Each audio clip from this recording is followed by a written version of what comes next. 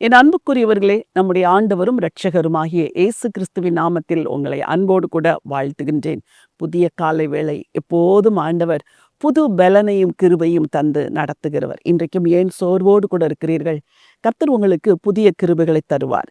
வாழ்க்கை பயணத்திலே, விசுவாச ஓட்டத்திலே சில வேளைகளில் நமக்கு முன்பாக இருக்கிற பிரச்சனைகள் மிக பெரிதா இருக்கும் பொழுது மலைத்து போகிறோம், களைத்து போகிறோம், தவித்து போகிறோம். ஐயோ, இந்த பர்வதங்கள் எல்லாம் எப்படி கரையும், இவைகளெல்லாம் எப்படி மாறும், இந்த பிரச்சனைகள் எப்பொழுது தீரும் என்று நாம் தவிக்கிறோம். இன்றைக்கு கூட அப்படி ஒரு தவிப்போடு தான் இந்த செய்தியை கேட்டுக்கொண்டிருக்கிறீர்கள். ஆண்டவர் உங்களுக்கு உதவி செய்கிற தேவன். ஒரு வசனத்தை வாசிக்க விரும்புகிறேன்.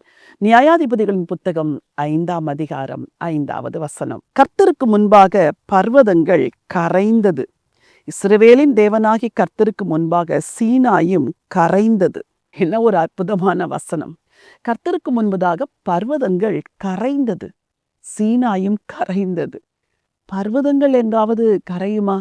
இன்றைக்கு உங்கள் பிரச்சனைகள் பர்வதங்கள் போலத்தானே இருக்கின்றன. இன்றைக்கு உங்கள் சூழ்நிலைமை மலை போல இருக்கிறது.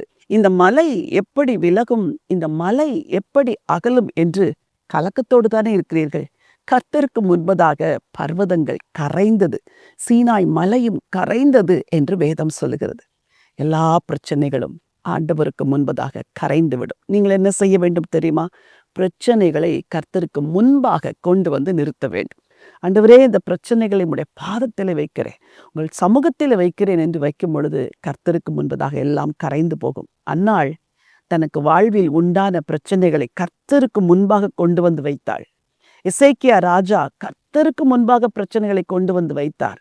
எல்லாம் கரைந்தது. உங்களுக்கும் கரைந்து போகும். உங்களுக்காக ஜெபிக்க விரும்புகிறேன். பரலோகத்தின் தேவனே, அன்பின் ஆண்டவரே, உமக்கு முன்பதாக பர்வதங்களெல்லாம் கரைந்து போகும், சீனாய் மலையும் கரைந்து போகும் என்று நாங்கள் வாசிக்கிறோமே. இன்றைக்கும் ஆண்டவரே, யார் யாருடைய வாழ்க்கையில பெரிய பர்வதங்கள் போல சீனாய் மலை போன்ற பிரச்சனைகள் இருக்கிறதோ எல்லாம் கரையட்டும் ஆண்டவரே. அன்றைக்கு சீனாய் மலையிலே எப்படி அக்கினி பற்றி எரிந்ததோ ஆண்டவரே, அதே போல ஆண்டவரே, இவர்கள் பிரச்சனைகளுக்கு மேலாக உம்முடைய அக்கினி பற்றி எரிய வேண்டும் என்று உம்முடைய அடியாள் நான் ஜெபம் பண்ணுகிறேன் ஆண்டவரே.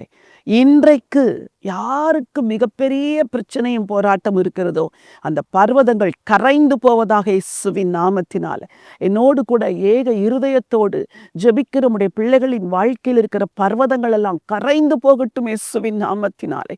அற்புதங்களின் தேவன், உம்முடைய பிள்ளைகளுக்கு அற்புதத்தை செய்யுங்கப்பா.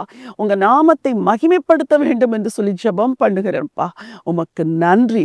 இன்றைக்கு ஒரு அற்புதம் நடக்கிறதற்காக ஸ்தோத்திரம். இன்றைக்கு ஒரு அதிசயத்தை செய்கிறதற்காக உங்களுக்கு நன்றி அப்பா.